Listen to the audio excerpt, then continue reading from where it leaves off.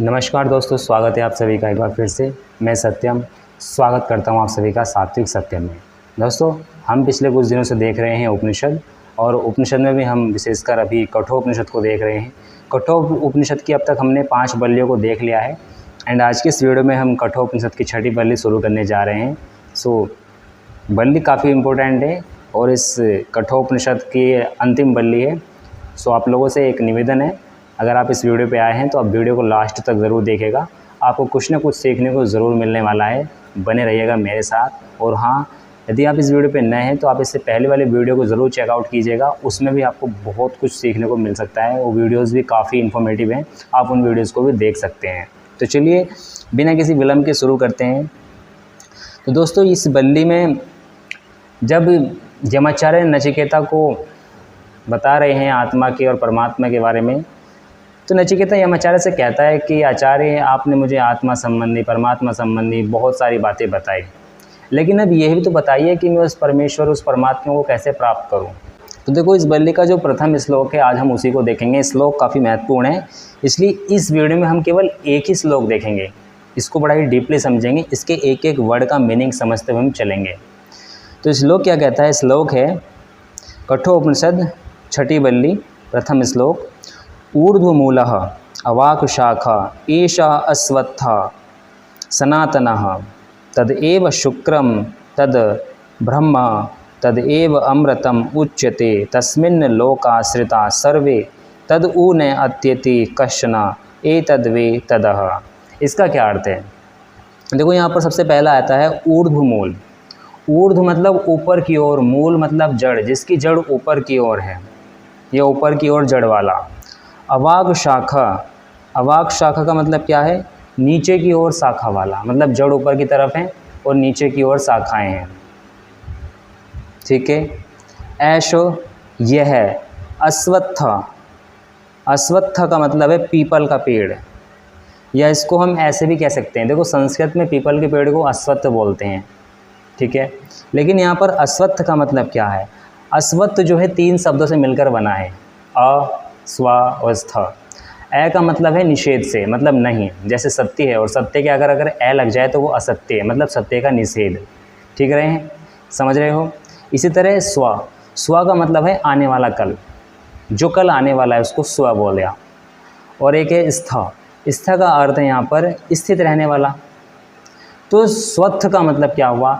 जो कल रहने वाला हो, और अगर इसके आगे ए लग जाए तो ये हो जाएगा अश्वत्थ, और इसका मतलब क्या है? जो कल रहने वाला न हो, मतलब जो आज है कल न हो। इसको हम ऐसे भी कह सकते हैं जो अस्थाई हो, जो अनित्य हो। समझ रहे हो? तो ऊर्ध्वमूलः अवाक शाखा, मतलब जिसकी मूल ऊपर की ओर है, शाखाएं नीचे की तरफ हैं। एक ऐसा वृक्ष। कौन है ऐसा वृक्ष? भाई, पीपल का वृक्ष या कोई भी वृक्ष ले लो, हर वृक्ष की शाखाएं नीचे की ओर होती हैं, हर वृक्ष की जड़ें नीचे की ओर होती हैं, सोइल में होती हैं, रूट, और जो ब्रांचेस होती हैं, जो शाखाएं होती हैं, वो ऊपर की ओर फैली हुई होती हैं। लेकिन यहाँ पर ये किसकी बात कर रहे हैं? ऊर्ध्वमूल अवाक शाखा, ये बात कर रहे हैं मनुष्य शरीर की। यमाचार्य नचिकेता को बताना चाह रहे हैं कि आत्मा और परमात्मा संबंधी ज्ञान तो उन्होंने दे दिया नचिकेता को, अब वो बताना चाह रहे हैं कि एक तत्व, एक वस्तु और है जिसको ध्यान में रखना होगा, जिसको ध्यान में रखने की आवश्यकता है। और वो वस्तु कौन है? वो वस्तु है शरीर। उस शरीर के विषय में कह रहे हैं कि ऊर्ध्वमूल अवाक शाखा, जिसका ऊपर की ओर मूल है। अच्छा, हमारा मूल क्या है? हमारा अगर पूरा शरीर को ध्यान से देखा जाए तो इस शरीर में मूल क्या है? इस शरीर में मूल है मस्तिष्क। मस्तिष्क तो मूल है, क्योंकि यहीं से सारा सब कुछ नियंत्रण होता है, सारा कंट्रोल यहाँ से होता है, मस्तिष्क से, माइंड से, है ना।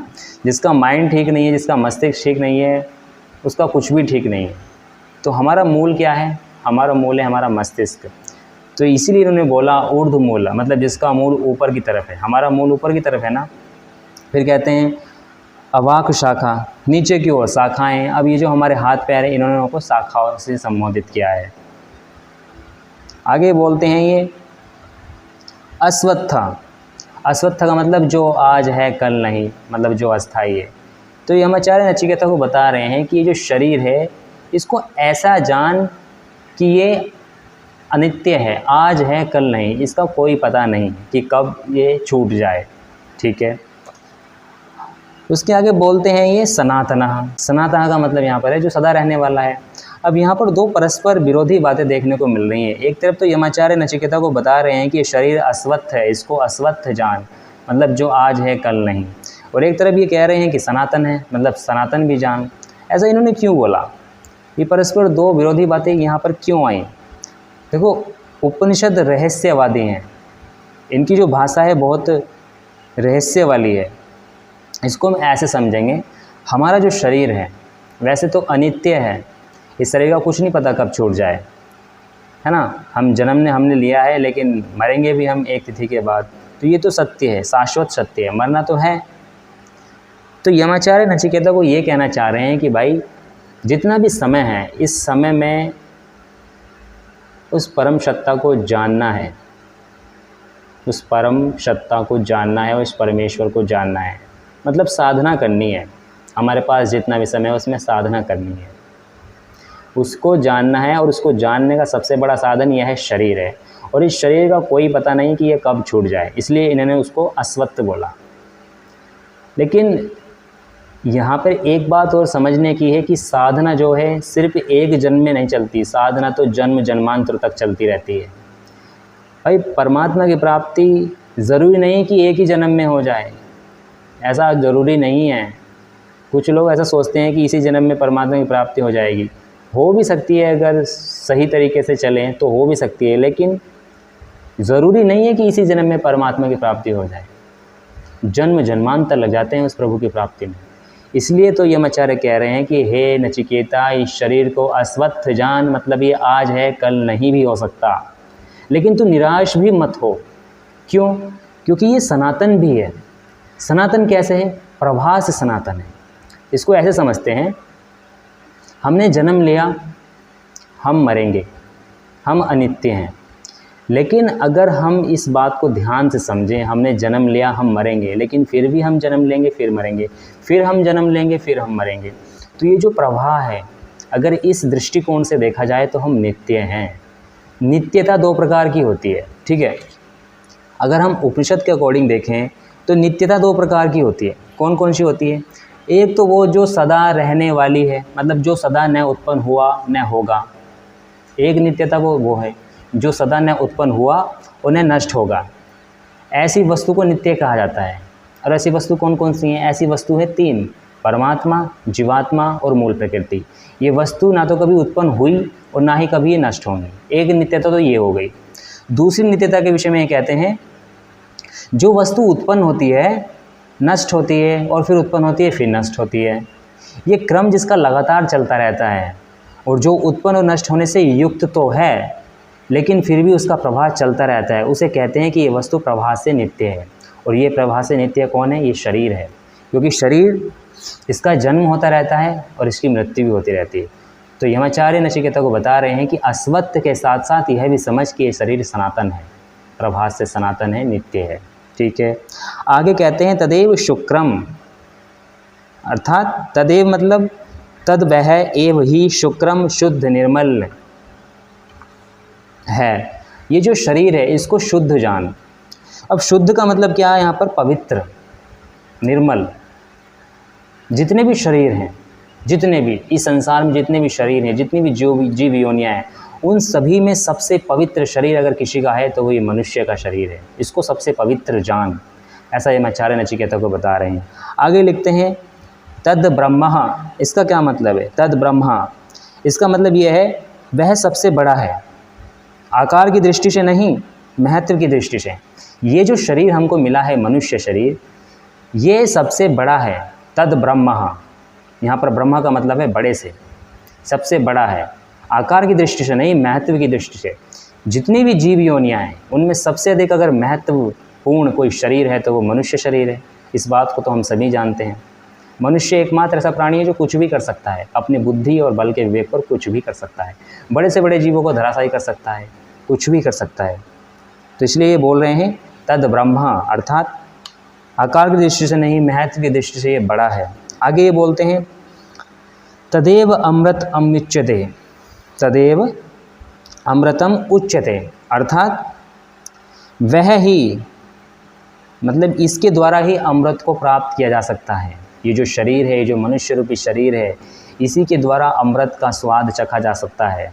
और जितनी भी जीव योनियाँ हैं उनके द्वारा साधना नहीं की जा सकती, उनके द्वारा मोक्ष प्राप्ति नहीं की जा सकती।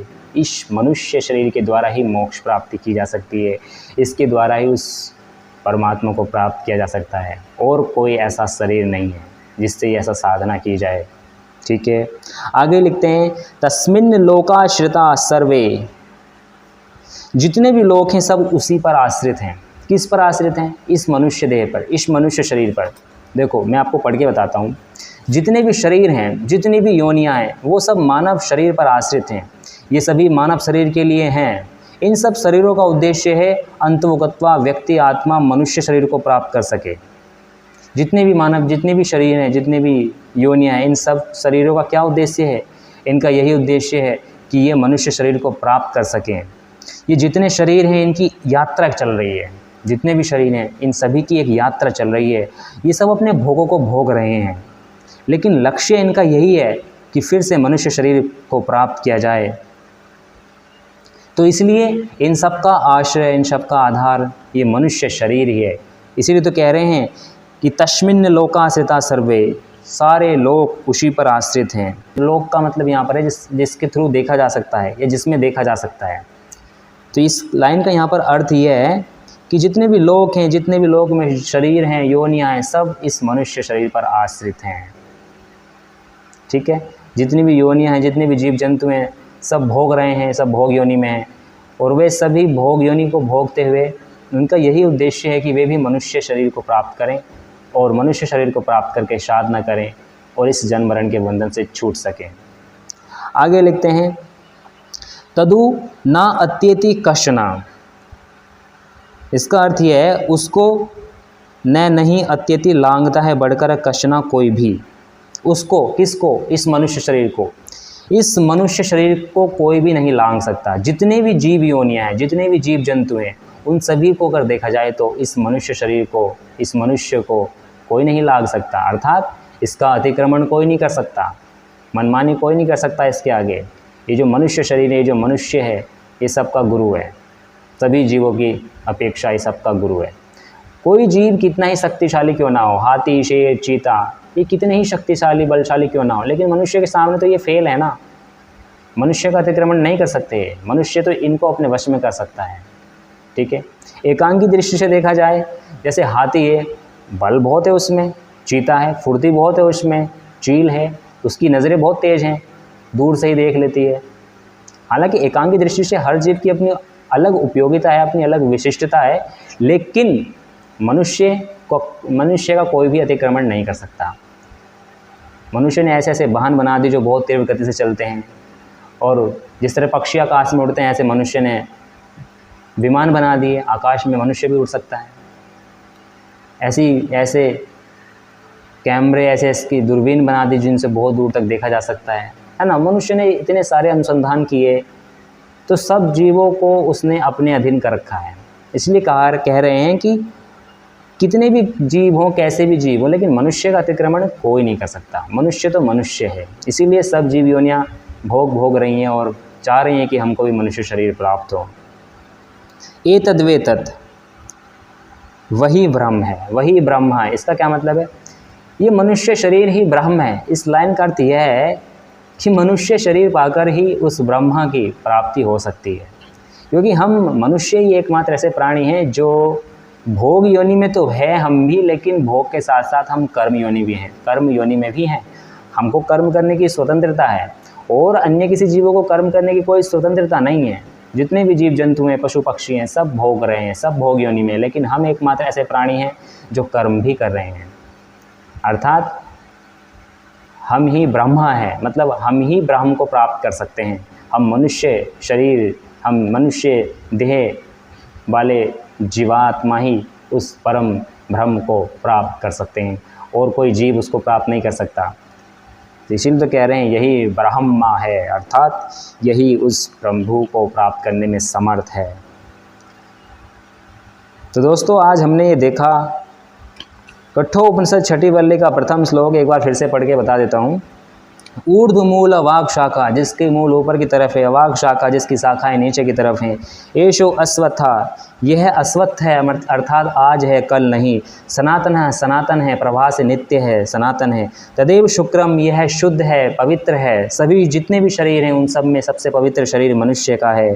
तद ब्रह्म, अर्थात इसी के द्वारा,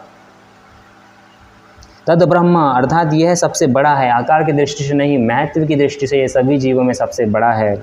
तदेव अमृतम उच्यते, अर्थात इसी शरीर के द्वारा, इस मनुष्य देह के द्वारा ही उस अमृत को चखा जा सकता है, उसको प्राप्त किया जा सकता है, उसको कहा जा सकता है।